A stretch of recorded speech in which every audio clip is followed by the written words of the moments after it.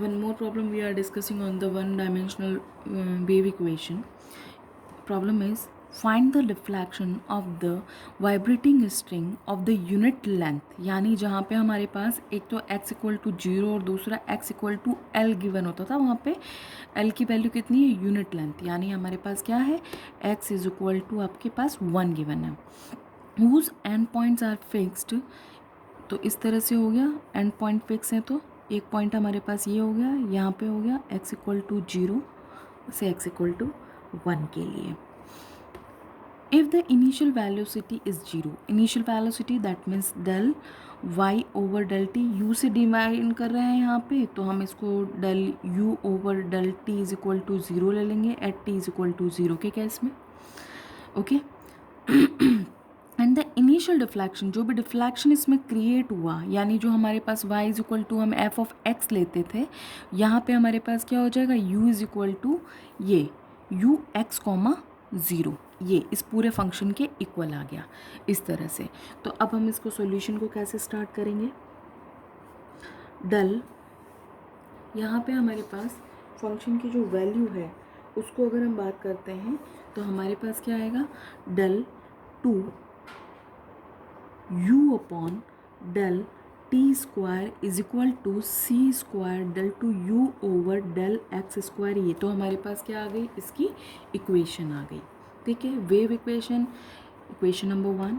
इसके लिए आप सॉल्यूशन क्या कंसिडर करेंगे, u is equals to X T, और फिर इसमें हम इसको इन इक्वेशन से इसमें वैल्यू पुट करेंगे तो इक्वेशन हमारी कुछ इस तरह से आ जाएगी, X dash upon X is equal to 1 upon C square T double dash upon T which is equals to any constant आप इज्यूम करते हैं.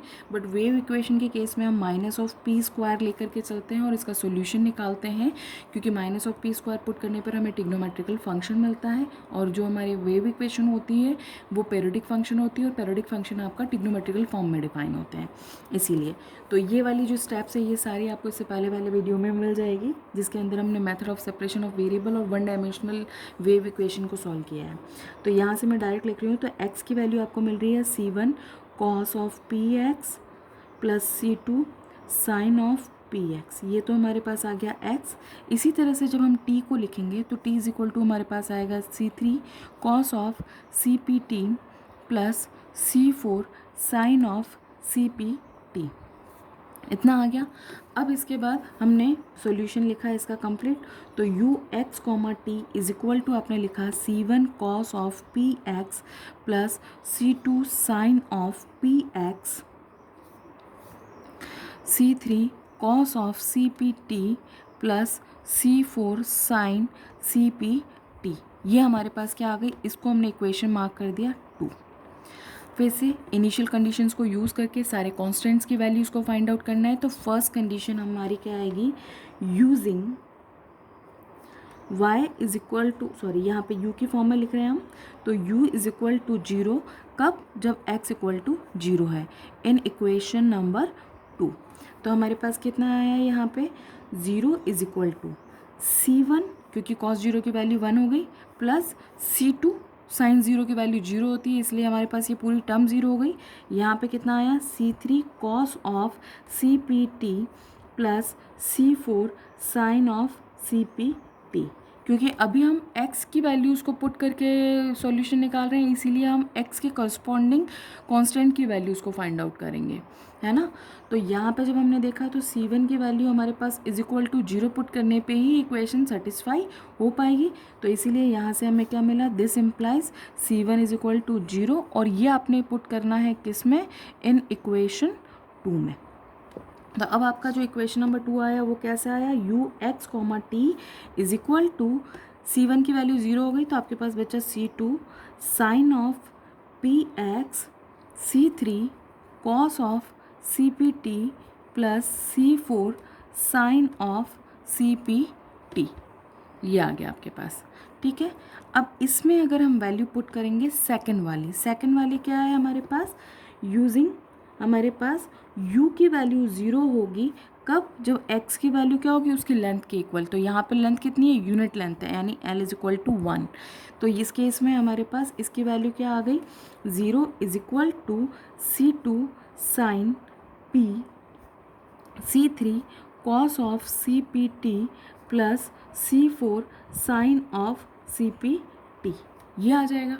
तो फिर से हम बात कर रहे हैं कि जब हमारे पास ये जो इक्वेशन है ये इसका कंप्लीट सॉल्यूशन है विदाउट बाउंड्री कंडीशंस, और बाउंड्री कंडीशंस रखने पर इसमें अगर एक कांस्टेंट की वैल्यू 0 हो गई है तो ये वाला कांस्टेंट क्या होगा, नॉट इक्वल टू 0 होगा, यानी इसकी करस्पॉन्डिंग टर्म 0 हो सकती है। तो उसकी यहाँ पे बात करेंगे तो इसलिए साइन P की वैल्यू हम 0 के इक्वल पुट करके इस इक्वेशन को सेटिस्फाई कर सकते हैं। तो sine P is equal to 0, तो P sine P is equal to आपके पास कितना आ जाएगा, साइन ऑफ n पाई, और यहाँ से हमने P की वैल्यू पुट किया तो हमारे पास कितना आ गया, n पाई। ये वैल्यू आप किस में पुट करोगे, इस इक्वेशन नंबर 3 में, पुट इन 3। तो आपकी जो वैल्यू हो गई u x comma T is equal to किसके बराबर आ गई, C2, हम लिख रहे हैं C3 cos of C P की value n pi T plus C4 sine n pi CT, और यहाँ पे लास्ट में मैंने इसको लिख दिया है sine of n pi x, ये आ गया। इसको हमने इक्वेशन नंबर दिया 4, ठीक है। तो अगर अब हम बात करते हैं इस कंडीशन को सोल्व करने के लिए, तो अब हमारी क्या था, इनिशियल वेलोसिटी क्या थी, 0 थी। दैट मीन्स हमारे पास del u over del t की वैल्यू थी 0, कब थी, इनिशियल वैल्यू, इनिशियल कंडीशन में, यानी जब t इक्वल टू 0 था। तो इसको हमने यूज़ किया इन इक्वेशन नंबर 4। तो हमारे पास कितना आया, 0 इज इक्वल टू, डिफ्रेंसिएशन है डायरेक्ट करेंगे हम, तो C2 C3 हमारा कांस्टेंट एज इट इज़।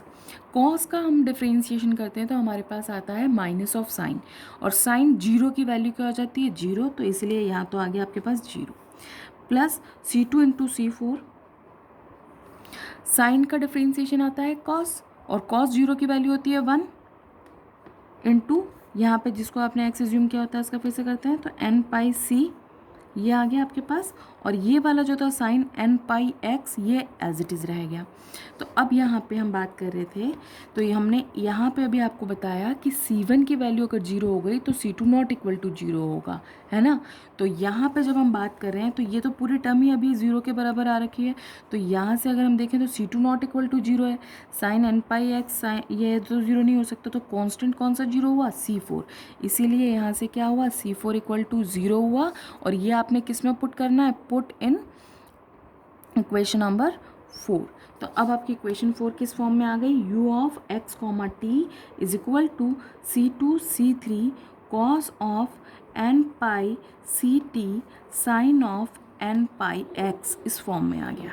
अब आपको क्या करना है, यहाँ से आप इसको जनरलाइज फॉर्म में भी लिख सकते हैं, summation of bn cos of n pi CT sine n pi x, ये हमारे पास आ गया u x कॉमा टी, ये हमारी इक्वेशन नंबर आ गई 5।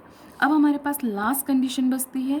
लास्ट कंडीशन क्या है हमारे पास, u x comma 0 is equal to, हमारे पास जो वैल्यू गिवन थी उसके लिए अगर बात करें तो उस फॉर्म में अगर हम इसको लिखना चाहें, u x कॉमा 0 के लिए लिख रहे हैं, है ना, क्यों लिख रहे हैं, क्योंकि हमें अब इस कंडीशन को यूज़ करना है। तो इसको कैसे यूज़ करेंगे, is equal to summation of bn, t की वैल्यू क्या हो गई 0, तो यहाँ कितना आया, sine of n pi x, ये आया, ठीक है। तो जब मैंने आपको वन डायमेंशनल हीट इक्वेशन के लिए बताया था तो वहाँ पे हम इस bn को कैसे लिखते हैं, bn इज इक्वल टू हम लिखते हैं 2/L, L कितना है आपके पास, 1 है, 0 to L कितना है आपके पास, 1 है, फंक्शन ऑफ x, फंक्शन क्या है यहाँ पे, ये है x कॉमा 0, साथ में ये यहाँ पे साइन n पाई x, ये, तो यहाँ से हम b1 की वैल्यू निकालेंगे।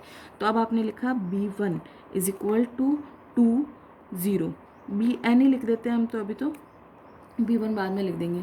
तो u x कॉमा 0 की वैल्यू आपको लिखना है, तो कैसे लिखेंगे, देखिए 0 से हाफ के लिए +1 है और हाफ से +1 के लिए -1 है, तो आपने लिखा 0 से हाफ के लिए पहले तो 0 to half +1 sine of n pi x plus half to 1 के लिए इसकी value -1 sine of n pi x dx, यहाँ पे भी हमारा dx आएगा ये। अब हमें इसे इंटीग्रेट करना होगा, ठीक है।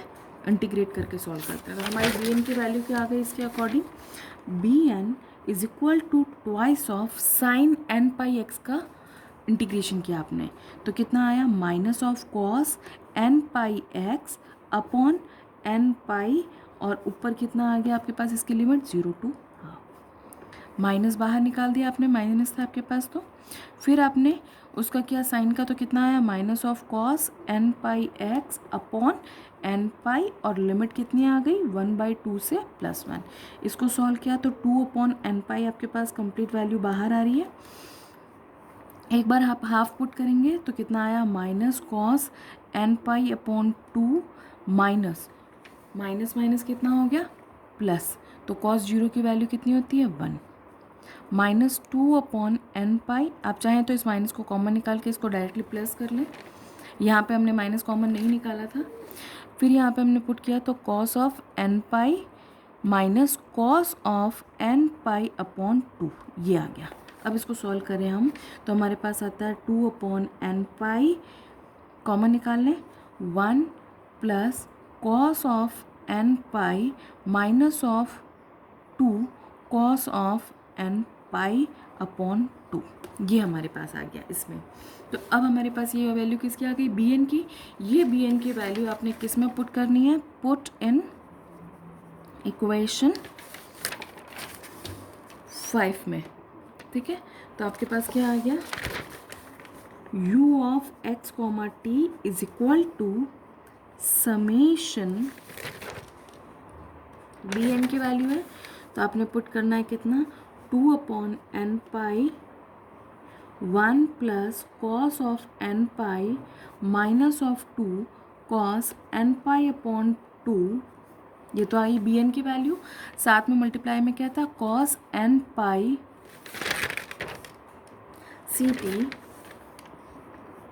Dot sine N pi x.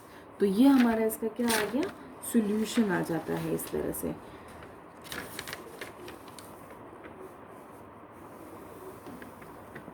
ये हमारा इसका कंप्लीट सॉल्यूशन आ गया। नेक्स्ट लेक्चर में हम डिस्कस करेंगे 1 डायमेंशनल हीट इक्वेशन का सॉल्यूशन।